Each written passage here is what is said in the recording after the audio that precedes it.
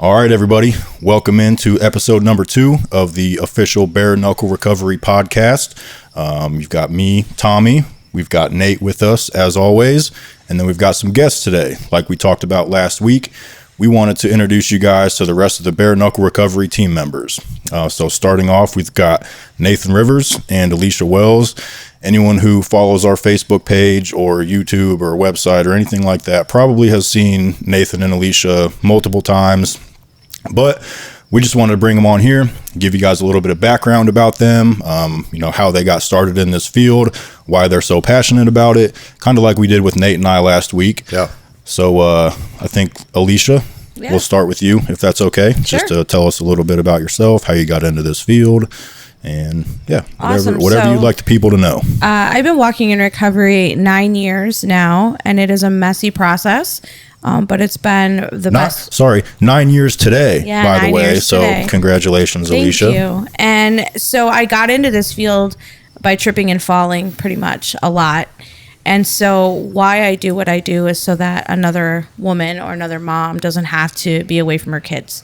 I left my son when he was 4 months old. And so that's kind of why I got started doing this, is that people didn't have to feel alone in the process. And so it's been really interesting because I never thought I would be sitting here. I never thought I could do one day, let alone be walking in active recovery for 9 years. And so I look at that, and it's fun to celebrate it, but it's also really scary, right? Because it's every day.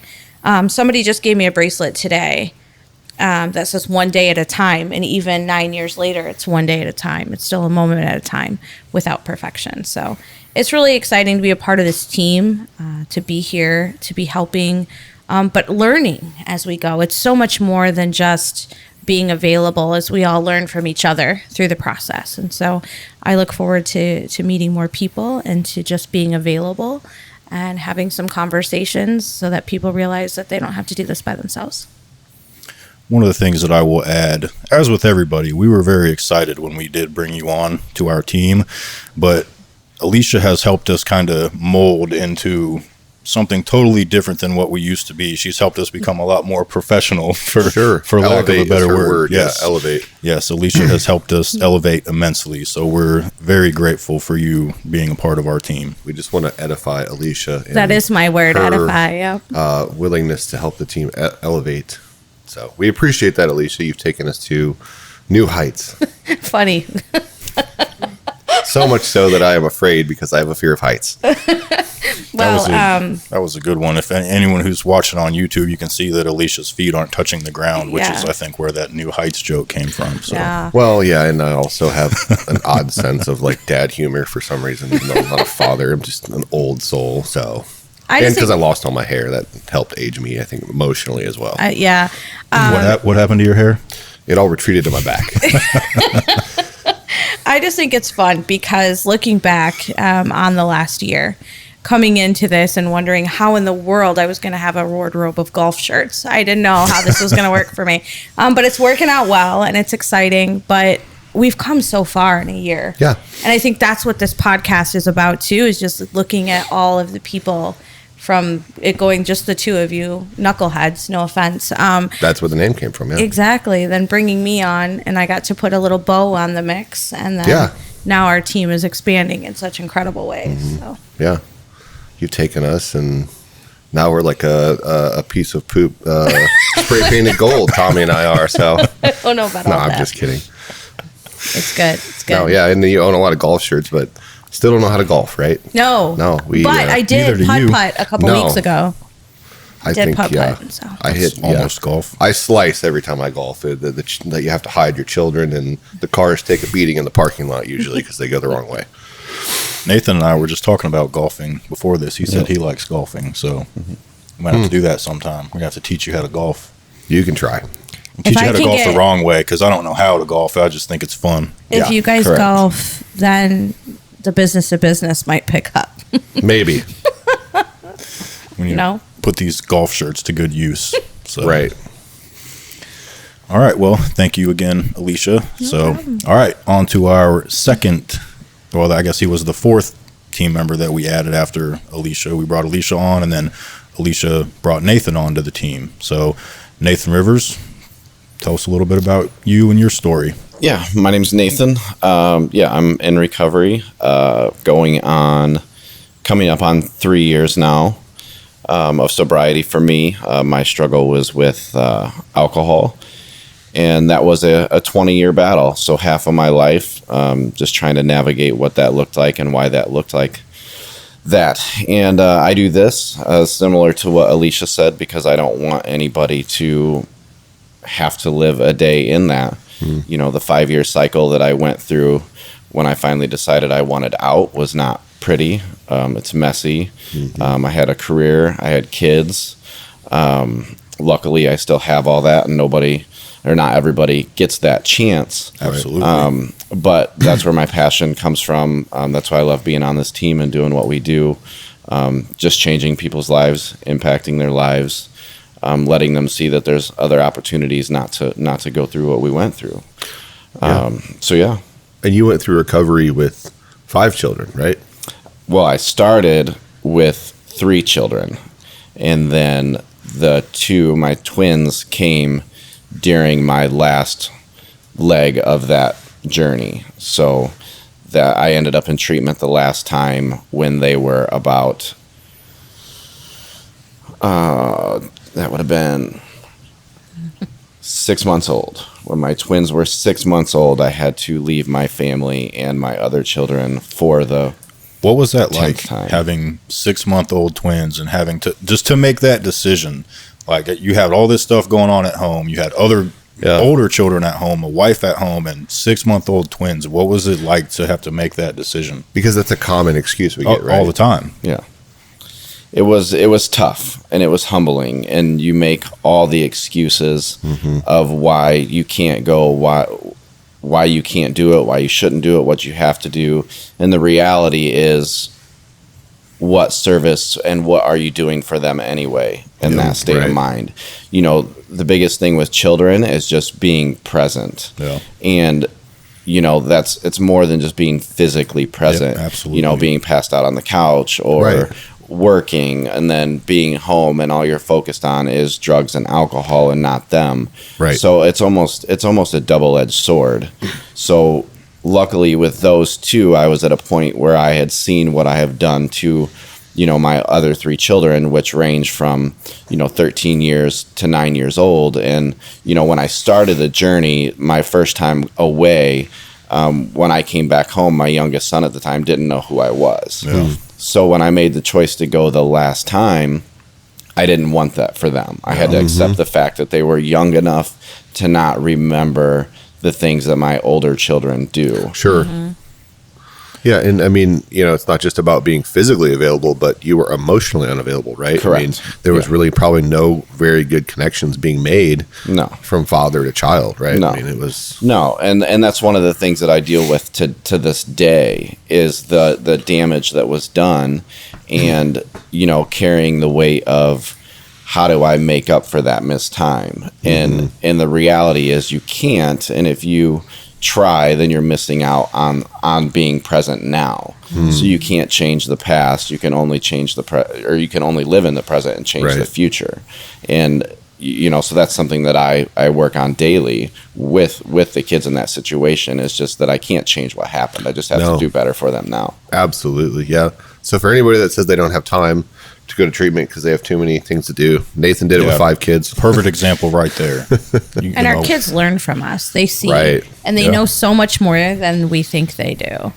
And I think that as a parent who's having to make that choice on you either getting it now or you don't, is just realizing that we're setting them up for failure by not getting the help that we need. Yeah, and for me, you know, like it was even more than the kids. It was the social media happy marriage, the social media career, the money, like all of those excuses. And the reality is that was just feeding into what I was doing. So we also hear, well, I can't go because I have to work. I can't go because I have to pay my bills. I don't want anybody to know. Yeah, they don't want anybody to know. And, you know, I was miserable living that lifestyle, having that career that I didn't want to let go of. But finally accepting how I needed to be and making those choices led into, you know, I worked in the automotive industry, so it was sales and people. I didn't like sales and I didn't like people, but I was very good at my job. So I drank to deal with my kids and deal with,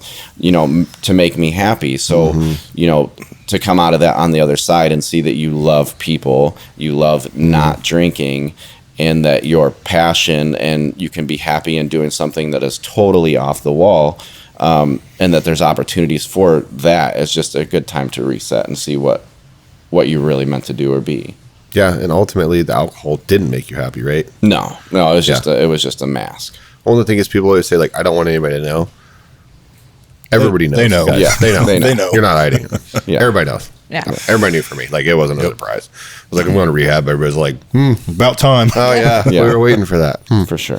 Yeah. So, yeah. But I think the cool thing, too, is for both of you being parents, is you made a tough choice and you got the chance to be what, a lot of people talk about is the cycle breakers, right? Like a lot of people don't take care of those issues they're going through, and not on purpose, but they pass them along to their children. Then they see their children struggle, and then their children's children strugral, right? So being a cycle breaker, there's something really powerful to be said about that. Yeah, the term that gets said to me a lot is the generational curses, like breaking those. And for me, I grew up without a father, no father figure. So to be a father and like not know what you're doing, like didn't help. And everything in me didn't want to be an absent father, didn't want to be a divorced father, didn't want to set the same example for my kids, and like not even seeing it, that's exactly what I was doing. Yeah. So, to stop that for your own family, if you're in that position, is huge, because like that's the only way to do it. And like, I'm happy that I did, but a lot of people don't. Was it a struggle to stay in treatment once you went, knowing that you had a family at home? Like, were there things that went through your mind? Yeah.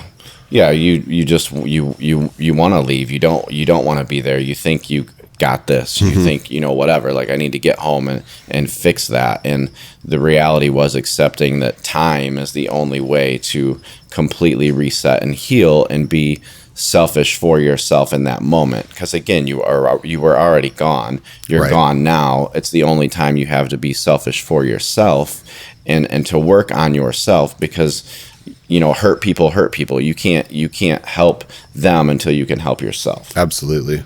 No, it's very good. Yeah, I think you guys are both, not just you two, but I mean Zach and Jamie as well.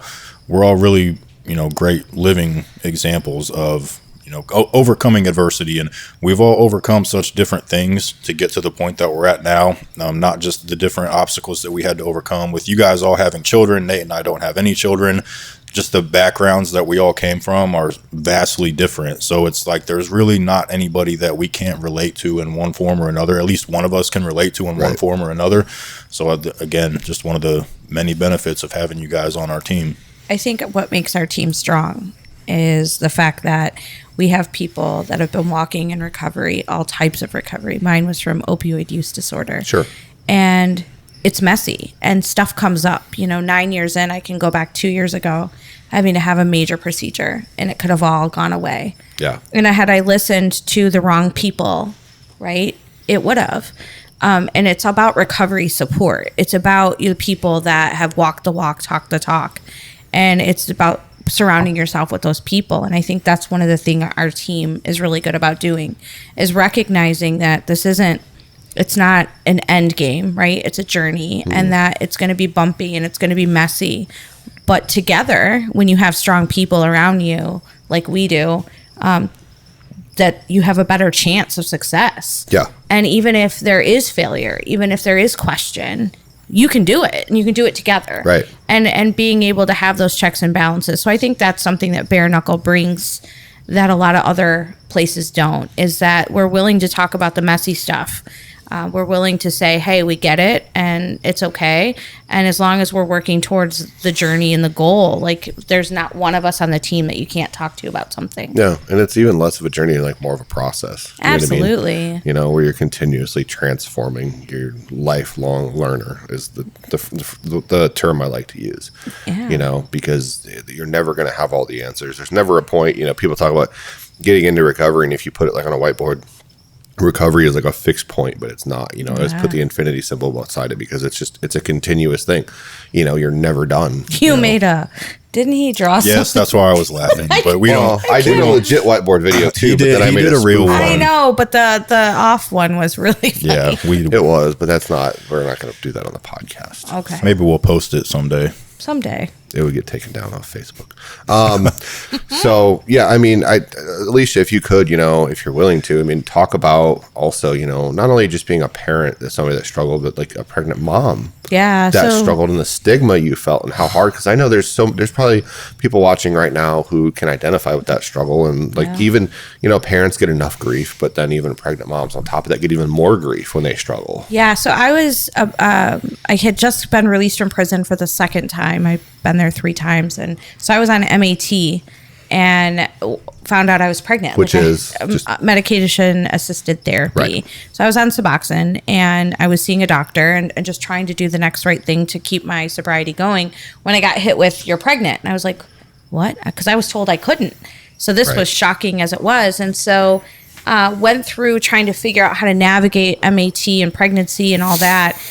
One of the most vivid memories is I'm being wheeled out of the hospital with my son, and the nurse is looking down at me and she's scowling because they called CPS. They didn't believe I should have had my baby because of the history. And CPS is like, are you kidding me? Like, and let me go. But what was supposed to be this amazing birth experience was not at all. Plus, then they give you medicine, not understanding what MAT was at the time because it was a Catholic hospital. And so it reversed my MAT while I was actually in the hospital. So I started going through withdrawal while in labor.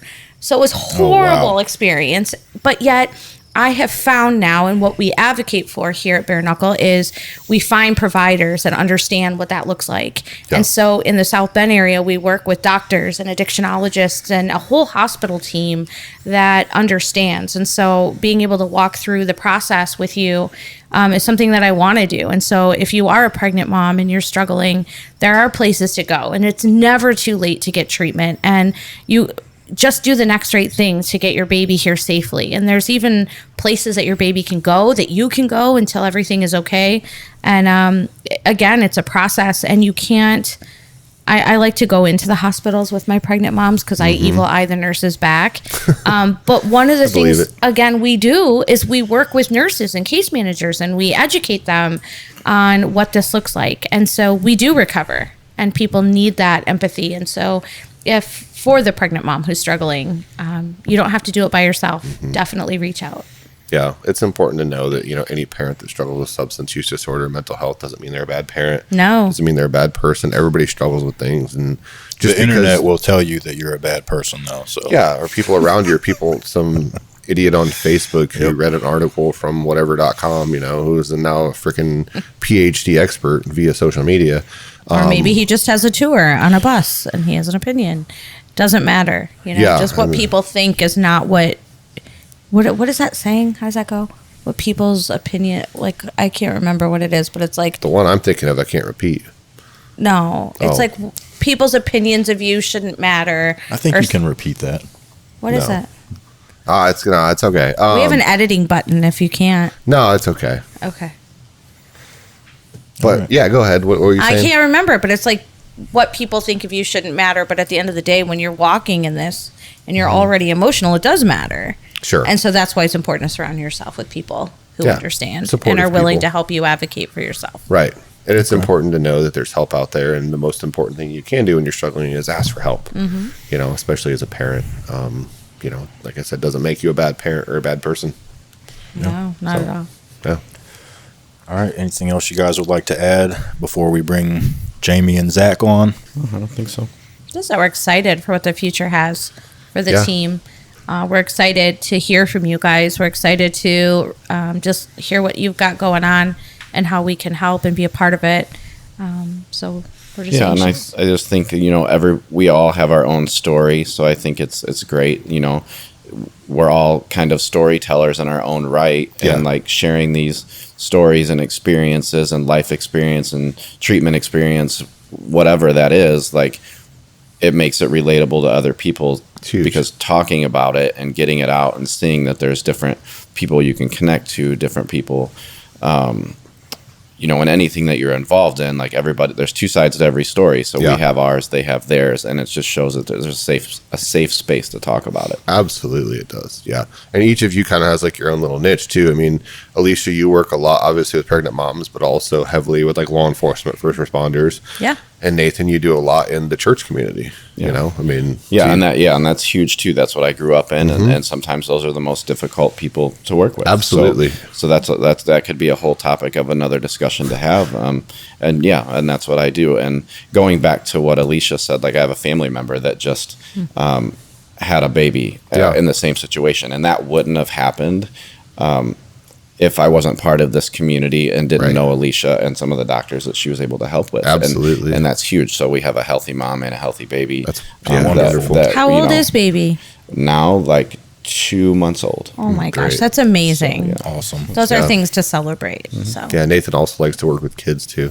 Seeing as how he has 5, he's got a lot of experience. Sometimes. So he's a pro. Sometimes. dude, I've even dropped my kid off at his house. Like, I bet. And vice versa. I've done the same too. So. I'm like, go check this out. I mean, that's great. I mean, so yeah, then you've got 4 categories there. You know, law enforcement's tough, pregnant moms are tough, and then, kids and churches. Those are all tough areas to be in, but we appreciate you guys taking that fight on, and it's important, and each one of us has a significant role to play, and we all have our own special talents and abilities, so we appreciate you both. Thanks so much. Glad you guys are on the team. Yeah, thank you guys Not very just much. Thank you. 2 lunkheads. We needed some diversity Our in bad here. jokes and our meal prep. I'm excited for the pink It's a Girl that's coming up next. I'm really excited to add Jamie to the team. Absolutely. It's kind of nice to Oh, get yeah, a little well, estrogen in the room. We've got I'll pink tell on you. the boards. I know. Yeah. Well, that's Pink as and close as purple. we got. So this is really exciting. At least Very this exciting. time I'm not in the middle for my kids to ask me, why are they so big and you so little? Like, Yeah, there you go. I love that. All right. All right. All Thanks, right, guys. thank you guys. All right, so we are back with the 2 newest BKR team members. We've got Jaime and Zach here. Since Jaime joined us a little bit before Zach, we're going to start with her. So Jaime, same questions that Alicia and Nathan were asked. Just tell us a little bit about you, your story, how you got started in this field, and why you like working in this field, why you like helping others. Well, my name is Jaime. I'm the oldest BKR member, but I didn't find recovery until my first time at treatment was I was 41. And I just checked just before we came out here, and my little app says I'm 4 years, 4 months, and 4 days. There you go. Yep. 444. Yep. And my substance of choice was alcohol. I would say that in college, I drank a couple of times in high school, but in college it was just, I didn't never drink problematically or alone, but it was after kids, I think. I think that the pressure and marriage struggles and things like that, it was my way to cope, my way to escape. And make a very long story short, I just ended up, that was the only coping mechanism that I had. Sure. The only one. And like Nathan, I was born and raised in the church every Sunday morning, Sunday night, Wednesday night, and found a lot of shame in my secret. And once I realized that that I was struggling, quitting, I would try repeatedly and make promises I couldn't keep. And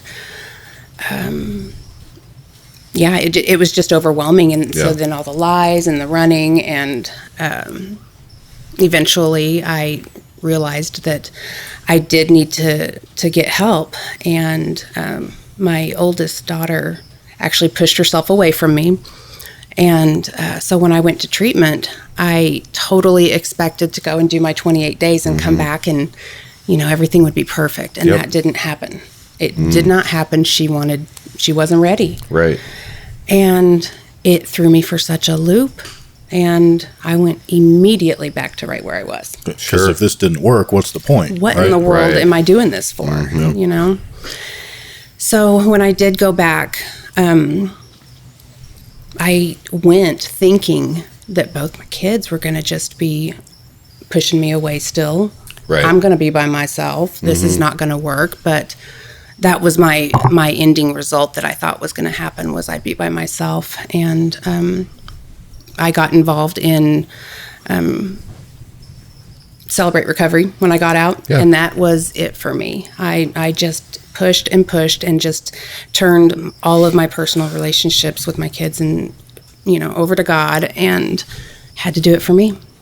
And that was it, day after day. And eventually things worked out with my daughter, and I love it. Yeah, we're all good now. It takes time sometimes. It does. I think It people does. need to realize that, as addicts and alcoholics, we're used to instant gratification. Yes. Well, and one of the things that we tell people this all the time, you spend years destroying all these relationships and Lying, all this other manipulating. stuff. We train people how to treat us. Yes, we do. So we spend years doing that, and then we go away for 30 days, and then we come back and think that just because we haven't drank or gotten high for 30 days, that just like that, everything is going to be back to normal. Yeah. It doesn't work like that for anyone. No. Ever. That's a totally unrealistic thought to have. Yeah, or that people should just automatically trust us again. Yeah, because- someone should have trusted me for a long time, Exactly. and they didn't. And I finally accepted that, and I realized that I deserved that. It took 7 trips to treatment before I realized that. Before I didn't go back home thinking like, oh, everything should be cool now. My parents can leave me at their house. It's no big deal. It's not like I've stolen thousands of dollars from them. Yeah. So, Right. And I think that's hard for people too, because when we make promises we can't keep, like you alluded to, we actually are sincere when we're saying it. Oh, yeah. So we meant it. We know we meant it. And but we everybody, believe that we are saying yeah, if you hook them up to a lie detector test, like every time we hear somebody that we have to confront, we're doing an intervention, or say they're in treatment, they want to leave, or they're saying, well, I'm not going to drink because I don't want to have to go to treatment. They're like, I swear I'm never drinking again. You hook them to a lie detector, they're going to pass. They mean believe it. They mean that. They mean that in the bottom of their heart. What they don't realize is they haven't seen how they've transformed as a person into somebody that can't survive, at least in their mind, without alcohol. Yep. Well, and just a couple other things that you mentioned, Jamie. Once again, you have a totally different perspective and a totally different experience on this whole thing than Nate and I do. Yeah. It's not a bad thing that you didn't get sober until you were 41, because No. you have the ability to relate to a lot of people that Nate and I cannot relate to. Yeah. So, like, you don't know what it's like to be an adult and have a job and a family and kids and all this stuff, and then have to try to go get sober. Right. Like, we both got sober at 24 and we had absolutely nothing. So it's a little, it's different. Yeah. But a lot of the things that you said at the same time were exactly what I felt. The shame and guilt that I felt from what I was doing, because we know what's wrong. We know that what we're doing is wrong, Right, and it just right. pushes us down into that vicious cycle further and further. So although our stories are so different and we can relate to different people in a lot of ways, if you listen for the similarities, you hear a lot of those also. Yeah, in that story, I've heard a lot of times where people, early in life, they don't have a problem with alcohol or drugs, but they develop it later, and they're kind of like, well, where did this come from? Right. And it's tricky then for them, because then they're like, well, I remember when I used to drink with control. So if I can just get back to that point, And that was one of my excuses when Sure. somebody would say, I think you have a problem. Nobody develops a problem when they're 35. Right. Right. I was legit, that was my excuse. I had a degree, worked in accounting, Yep. went to work every day, Can't be me. held the same job for, years and years and years. functioning alcoholic, Yes. right? Yes. Like on the outside, we're functioning, because people say they're a functioning alcoholic. They're functioning on the outside, but in here and up here, it's pure Exactly. chaos. If And you were Exactly. functioning internally and mentally and emotionally, you wouldn't be abusing alcohol Right. and using it to cope. Exactly. destroying your family, yeah. And I knew nobody that had a problem with anything. Well, nobody that would admit they had a problem, but I was so good at pointing out everybody else's problems. Well, and alcohol is You know. tough, and I always say that for people. Alcohol is really hard because it's so socially accepted. A lot of people See that it drink everywhere alcohol, you go, too. I mean, Well, I don't just see heroin everywhere I go. Right. So, thank Well, and in God. the corporate and business world, it's just acceptable. Yeah, like when you go absolutely. to a conference or a meeting and it's after hours, people drink excessively, and it's funny and it's a good time. And wow, I want to do business with that guy because he's hilarious. Right. I always think it's funny, like when we go out to lunch, it's like 11 a.m., noon, maybe 1 o'clock. And it's like, would you guys like to see a drink menu? It's like, Yes. Nah, 12 o'clock on a Wednesday. What do you mean? Yeah. I know there's people that can do that and be fine, but it just always makes me I chuckle. just tell them like, you don't want me to have that. Yeah, drink. that wouldn't be good for anybody. The cops will be here in a couple hours. I'm gonna break out in handcuffs in about 20 minutes here. Yep. All right, Zach, you're up. All right. My name is Zach Dawson. My drug of choice was heroin. I've been sober. Wow. Yeah, I've been sober now for 3.5 years. getting into this line of work, I wasn't expecting it. I wasn't even looking for it. Right. For me, I was 28 and I had to go to jail and, go through the court processes and drug court here in Allen County just to get my life started. Granted, I didn't want to do any of those things. Absolutely not. You didn't want to go to jail? No, I didn't want to go sit in jail. You shouldn't have been breaking the law. Right. But at that point in time, even that wasn't stopping me. No, Right, of course not. Because, you get on drug court and they say, oh, well, you got to stop using. Well, that's easier said than done. I couldn't do it on my own. Yeah, absolutely. So I just kept using and using and using until they finally sanctioned me and put me in jail for 4 months. Right. And then after that, the judge was kind enough to give me another chance, thankfully. And from there, I was sentenced to another treatment center that I had, never wanted to go to. But this was probably my 4th or 5th at that time. Yeah. From there, I was mandated to do 6 months in a halfway house and, never wanted to do that because I had a home. I had a family. My wife and my daughter were sitting at home. Yeah. But, I'm thankful today that that's where it took me. Yeah. And then after that, I still had drug court behind me. And on my very last meeting with my case manager, I finally went to her and I said, I kind of think this is what I want to do with my life. And she made one phone call, and that was to a therapist at Fort Wayne Recovery. And he told me to get in there. And Which one? Was it Dick? yeah, it was Dick. Bogus. Yeah, and it's actually a funny story because my very first time meeting Dick, I just got done getting high in my car to go into the Bowen Center. Oh, I can imagine what that was And like. and I was nodding off. And Dick is a very aggressive, We need to get passionate Dick on the person. show. Yeah. Well, you have to have the bleep button ready. We're Yes. gonna need some editing Yes. on that one, Noah. So, and I was nodding off in his office, and he told me to get the F out of his office. And he said, "I'll see you in court, you piece of crap." Oh, I love him. And that was 12/18/18. That very next Monday, that's when I was sanctioned to jail. Yeah. So, and And then that probably saved your life. yeah, it right? did. But and the funny thing is, when you got out then and you were doing well, who was the first person to pick up the phone when you called? Exactly. Yep. And when I got out of jail, I had to go through his course again. And luckily, he was like, "Well, I'm glad to see that you're not high this time, Mr. Yeah. Dawson." So he would make little sly jokes. But then in the middle of me doing MRT in his course, he left the Bowen Center to come to Fort Wayne Recovery. Sure. Yeah. So when I was done with drug court, she said, "Well, are you being serious about this?" And I said, "Yeah." And she made one phone call, and that was to Dick Bogus, and Sure. told me to get in here, and I've been here ever since. Yeah. And I Full think circle. Yeah. I think it's important to highlight too, from Alicia's story and from your story that because we get people that talk about like, oh, my life's over because now I've got a charge and I'm going to get sentenced, to drug court or I'm going to jail. They're like, I can't go to treatment anymore. Your life doesn't have to be over because you go to prison or because you're in drug court, right? Like, Right. you can still find recovery wherever you're at. It's not over till you're dead. That's what I always tell people. Absolutely. I mean, Alicia went to every women's prison in Indiana. She got sober in prison and took full advantage of every program in there. Yeah. And you were on drug court. You did time in jail. And you still found a way to make it work. And, we could get into a long debate all day about the criminal justice system and reform and all that stuff and decriminalization. But that's a topic for a different day. However, things are the way they are now. Yeah. So it's important that people see through this story of yours and hers that it's okay to go through those things and you can still get help. You're still in control of ultimately the choices you're going to make, because I always tell people you've got a couple choices. You've got continued use, you've got recovery, and you've got relapse, right? Yep. And you can make that choice, right? And death, and that's the only time when you don't have a choice is when you're dead. Yeah. So I really think it's always important to highlight that anytime we have somebody that comes on and, you guys being on the team is awesome because you guys can speak to that criminal justice population of people who are incarcerated or have been incarcerated and say, that doesn't have to be the end of the story. Yes. You are more than your felonies. You're more than things you've been through. Like you're a person who has value and you can still have a life full of recovery and have a great impact on the community around you. Yeah, getting arrested was what I thought was the worst day of my entire life. Yeah. But it was actually the best thing that ever happened to me. Right. We were just talking about that before we started the show because Nate was late like always. But Alicia and I were talking The about great late Nate. about how forced recovery does still work. And this was one of the things that I heard, the last time I was in treatment, there was a therapist in there that said it. And I guess, they've done studies on this about people that come into treatment who come in voluntarily and people who are court ordered or people who are, go to jail. It doesn't really matter how or why you end up there. What matters Right. is what you do while you're there. Yeah. If you take advantage of the opportunities that you have, like you and Alicia both did, you said you didn't want to go to jail. You didn't want to go in there and have to do any of that stuff. I didn't want recovery. But you did it.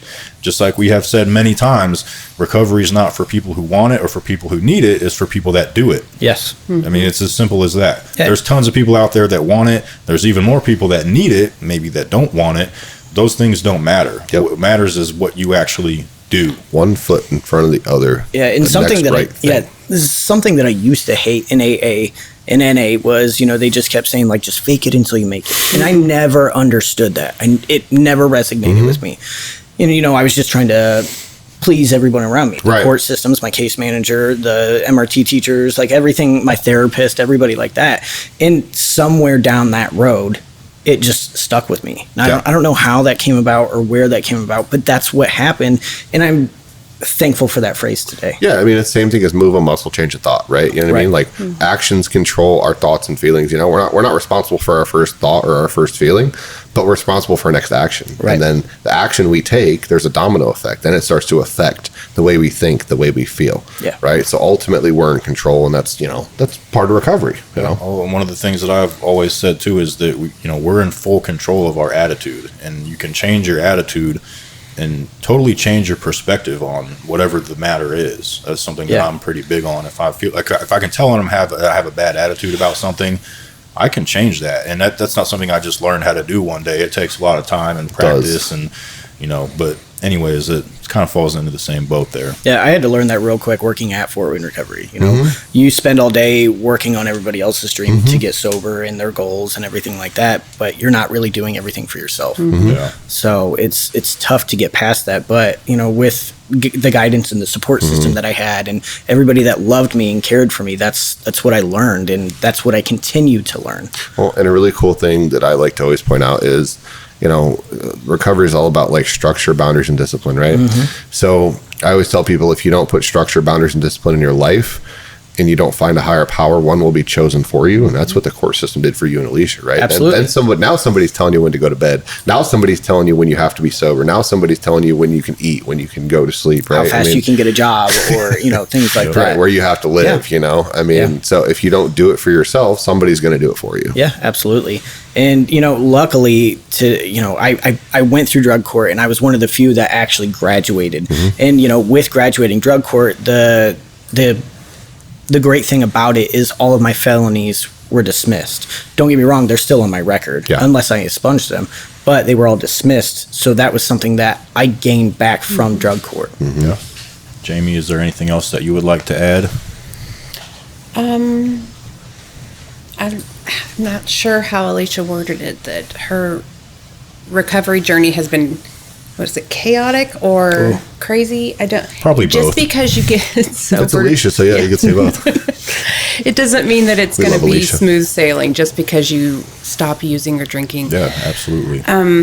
But man, you can handle it a lot better. You can process things. You can just navigate your own journey so much better. Absolutely. Without everything. Nate, what do you always say, that just because you get sober, that doesn't, We're not promised our life's going to get better. We're just promised that drugs and alcohol are not going to add complications to our Absolutely. lives. Yes, somebody told me down my line of recovery, the rewards of sobriety is sobriety. Yeah. It's nothing that's else. it. Yeah. The rest is up to you, man. Based on what you do. Yeah, you're not going to automatically become rich or, be on TV or anything like that. You have to work on that. So, But at least I know that alcohol's not going to make it worse. exactly. Absolutely, yeah.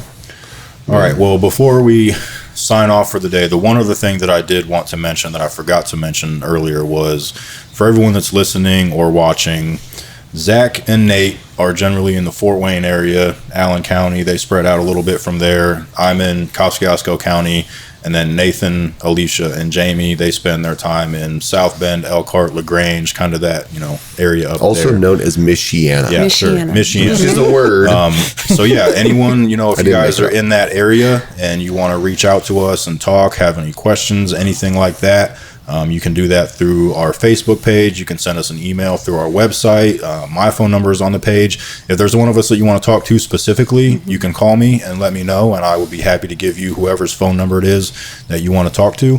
So just wanted to throw that out there. Yeah. Everybody here has access to the Bare Knuckle Recovery Yes, Facebook absolutely. page. So if you comment or, send us a message that you would like to speak with Jamie or Nate or Nathan or me or anything like that, like we'll make sure that happens. Yeah. Absolutely. We see that.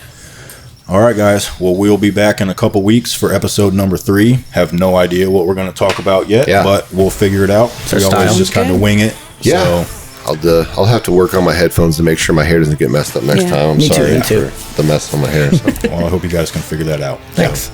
All right. Well, thank you, everyone who's listening. We appreciate all you guys, and we'll be back soon.